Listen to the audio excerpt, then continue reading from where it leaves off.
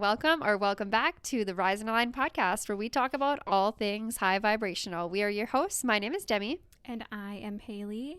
Today we are doing an episode about emotions and processing your emotions, which I think is a very important step to shadow work. And I feel like a lot of times in the spiritual world, people are like, you got to do shadow work. You got to do shadow work. Well, what is shadow work? And I think that processing your emotions is a major aspect to shadow work. We'll talk about that a little bit today and kind of explore how to process your emotions and why it is important. I think it's really common for people to want to bypass processing their emotions. Often humans just kind of want to avoid the negative emotion. It's easier to distract yourself, to use negative coping mechanisms, and just to do anything but feel your feelings. And the concept around law of attraction says that what you focus on and what you are vibrating at is then what you're attracting into your reality. Now, I do believe in the law of attraction. However, I also believe that if you hold on to emotions rather than going through them, that it's going to be caught in your vibration. And I also believe that when you do hold on to negative emotions and not process them, that they must express somehow, and they're going to express in the body. So it's going to actually create dis-ease within your body if you do hold on to negative emotion. So there are so many, I'm going to say quote unquote spirituality teachers who really preach toxic positivity and just stay focused on the positive. And of course, we want to hold a positive perspective, but also part of the human experience is experiencing contrast in order to expand. And if we don't go through that, and if we don't allow ourselves to release our emotions and allow them to be heard and felt, then they get caught within our vibration. They're not away. You're just hiding them in that closet full of junk. Yes, I'm calling you out. And me. It's funny because our physical reality is always a reflection of our inner reality. And if you do have piles of junk piling up here and there, you might want to see if you've got that within yourself as well. And I recently watched this video from Teal Swan, and she explained it so well. She was talking about how when babies cry, it's because something is wrong. So sometimes they're hungry, sometimes they need their diaper changed, sometimes they just need to be held and comforted. And we should treat emotions in the same way. If you have an emotion that you need to express, you should tend to it. You should allow it. You should sit with it. You should feel it and take care of it rather than just ignoring it, because you would never just ignore a baby who's crying unless you're a terrible parent. So you've got to be a good parent and tend to that emotion within you so that you can feel it and release it in order to move forward. And, when I'm doing coaching work, a lot of people want to bypass that step. They're like, why do we keep talking about all my problems? And I'm like, because it's still in your vibration, and until you let that go, you can ignore it all you want, but you're going to attract the same problems within your life because it's still caught in your vibration. So you got to face it. Right. You have to face it and release it. Right. And that goes for things that you've experienced in your past that you're still harboring in your body, and you can go back to those moments or still like connect to those feelings and process them down the road. So I'm just saying that in terms of like, a lot of us have like wounds and emotions that we're still harboring from like childhood or being a teenager, and you may not have processed those things yet, and you still can.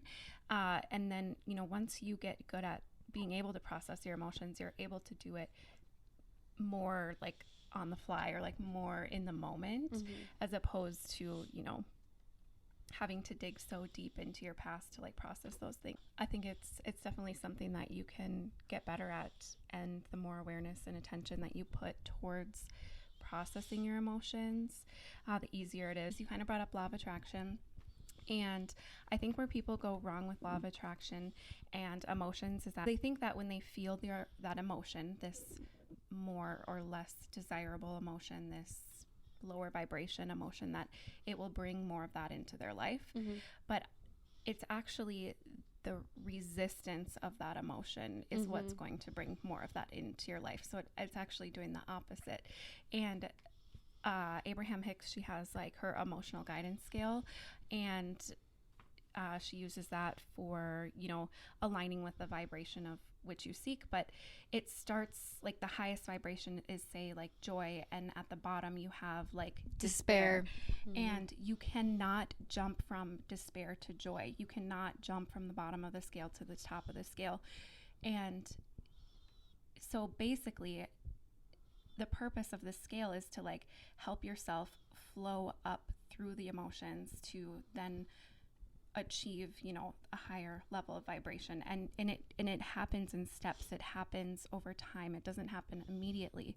And I think that is less intimidating as well, to think like, okay, maybe from despair I move to anger instead of moving from despair to happiness, because that's just not how it works. And the way you move up the scale is to unpack those feelings and sit with them and be with them and process them, and you will be able to like slowly move your way up the scale. But I just think that's a unique tool and important, I think, to talk about the law of attraction and emotional processing, because like you said, a lot of people focus on the more like toxic positivity aspect of the law of attraction. And I just think there's so much more to it than what is well known or talked about out there. Yeah, I completely agree. And I think like as humans, it's so much more real to recognize that we don't go from despair to joy. It's just, if you're pretending to do that, it's not real. I wish it were that easy, but it's not. I think part of the human experience is feeling emotions. And it is a blessing and a curse. You know, it's the duality within the reality that we have to experience. And you were talking about, you know, I think it's a practice and I think we get better at it. And I totally agree. And it made me think of this video I saw the other day from Teal Swan's Instagram. And she was talking to somebody and he said, I smoke a lot of weed. And she said, I don't care what your drug of choice is. She said, I don't care if it's smoking that or doing some other drug or, you know, drinking alcohol or gaming or whatever it is that you're using as a coping mechanism. The answer to changing all of that is sitting with the emotion. And she said, sit with somebody who understands, like sit with somebody else and just sit with that emotion. Don't use those coping mechanisms to get away from it. I mean, I have found that the more that you use those unhealthy coping mechanisms, the more those negative emotions are building up within you. You might be avoiding it for the moment, but it comes back 10 times worse when you decide you want to do it the right way. Yeah. It makes it so much harder. You're building up a wall. Yeah. And, you know, we talk about flowing through your emotions and they kind of come in waves, and you're building up this wall that will then, there'll be a storm and it comes like crashing down and things will hit you way stronger than it would have if you would have. I mean, it's funny because it's even similar to like household chores. Like, you ever let the laundry build up? Guilty. It's like if you do one load of laundry every couple days, then you barely have any laundry and it's really not that hard. But if you don't do laundry for a month, you don't have any clothes left. Your entire closet is overflowing. It's the same if you don't take out the garbage. You got 10 piles of garbage. The house starts to stink. It's like this massive job you got to do.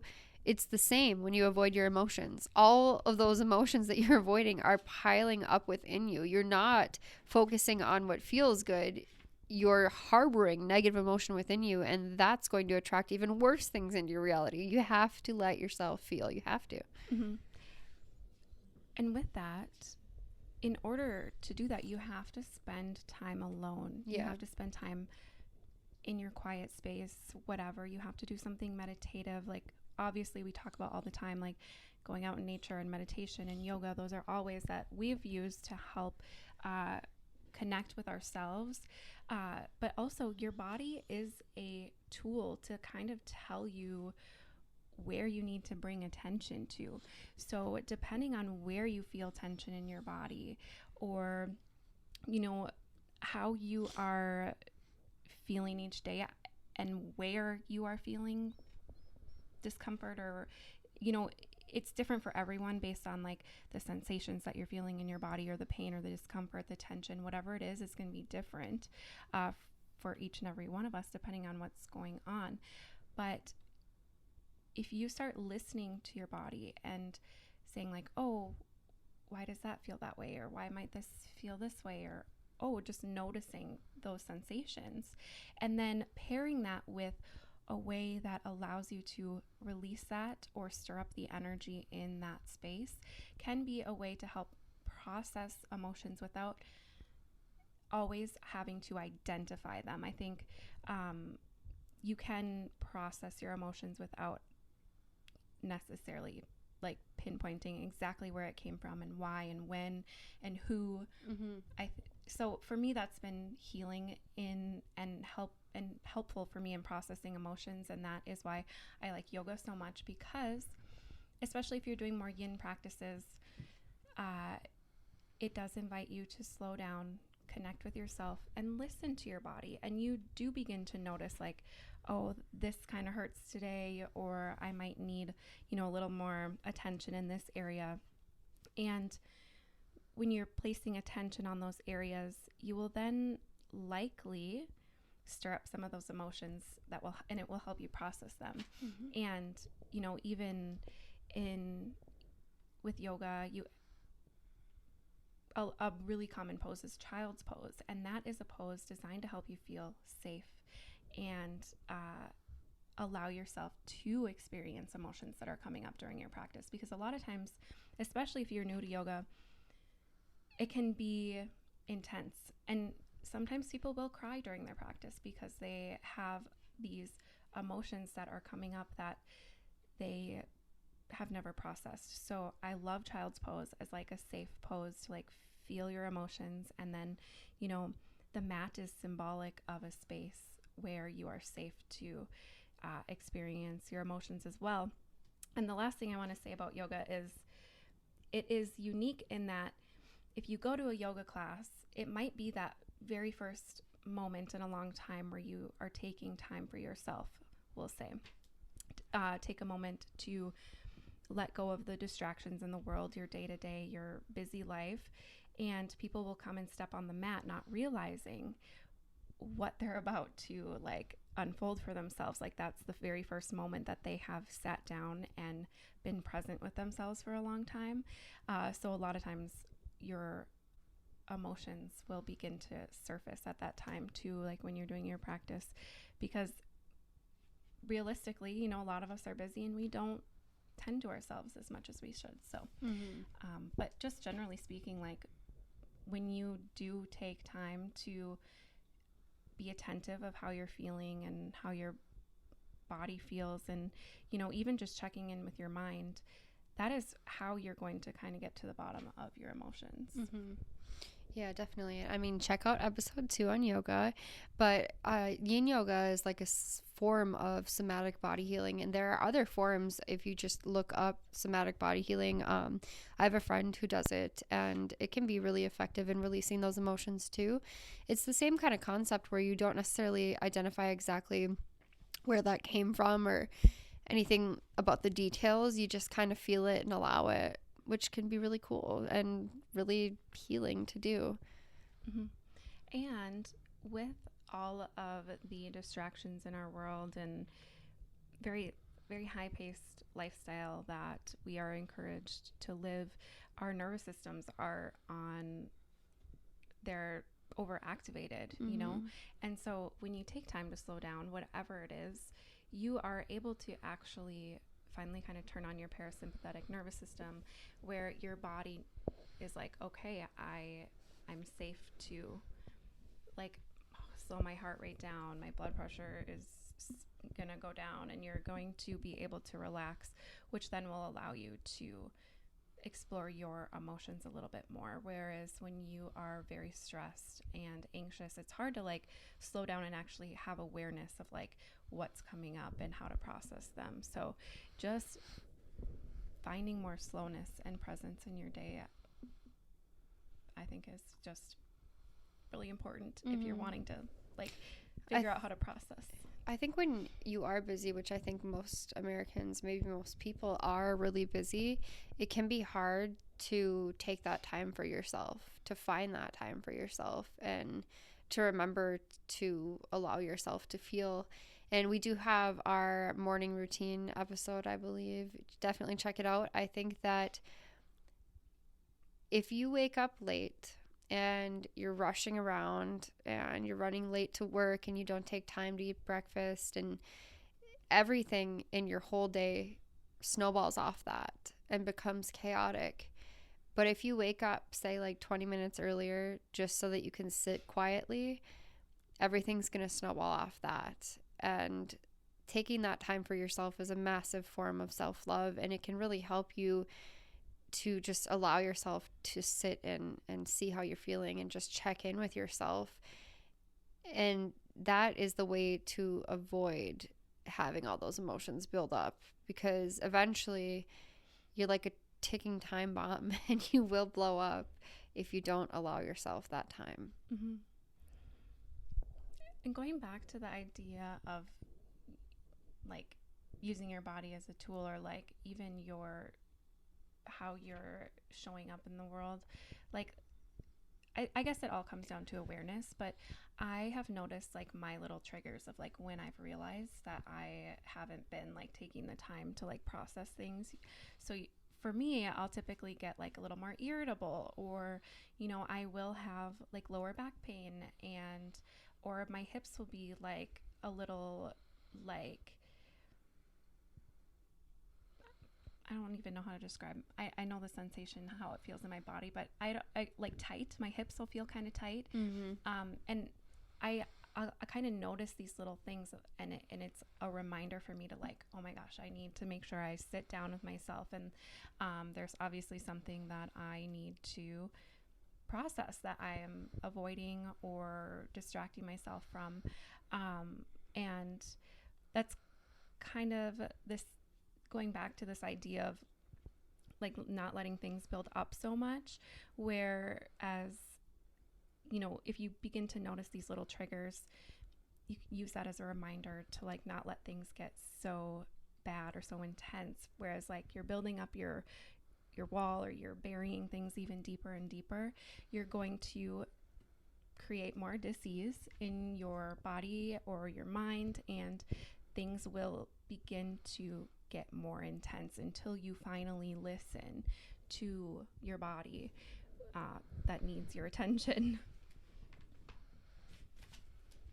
I think you notice it in your day-to-day emotions too, just like how irritable are you when you're dealing with people, like how stressed out are you at your job or with your family or with your friends or whatever that might be. If you are holding on to emotions, it definitely shows, whereas if you allow yourself to process and you allow yourself that time, then you tend to be a much more calm, reasonable person most of the time. Mm-hmm.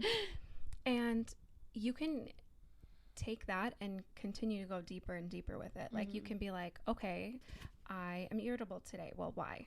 Well, I'm stressed about work. Well, why? And that kind of becomes a rabbit hole, because a lot of times it stems way, way deeper than just like what you're experiencing that day.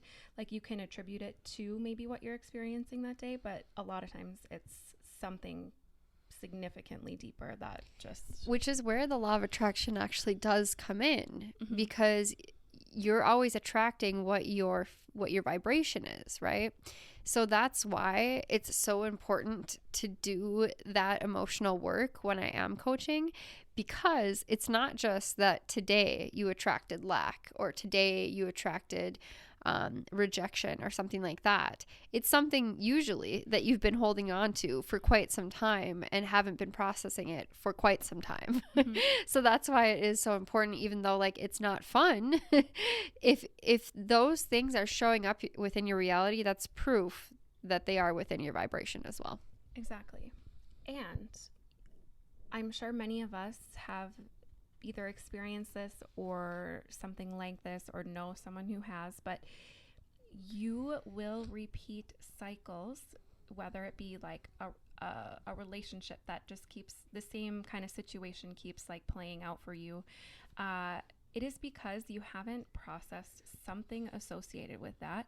And it's kind of like it's still a part of your energetic vibration, but it's also, I think, like the universe being like, you haven't processed this yet, and it's giving you another opportunity to it's going to keep coming up for you until you get to the bottom of whatever that is, until you heal that aspect, until you process the emotion of a potential event that stemmed from, like I've had a parent who has like created the same relationship over and over in different people. This person will like recreate or just get in the same relationship over and over and over again. And it's so interesting. You can be with different people and have this same circumstance come up. And I think it's just, a reminder that there's something there that needs to be like looked at deeper and processed. And once you do that, you will be able to attract a new experience, because that's not in your vibration necessarily anymore. Mm-hmm. Yeah. And that's why it's so important to do that, so that you can change your paradigm. You can change your external reality to a new experience, to what you really want to be aligned with. Okay. On that note, we're going to pull a card for you and see what Source has to say.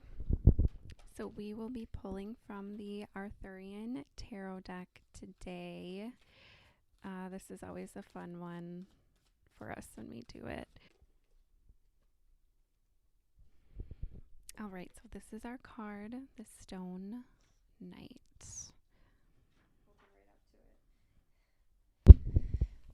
The Stone Knight rides a bay horse through a mountain pass at sunset.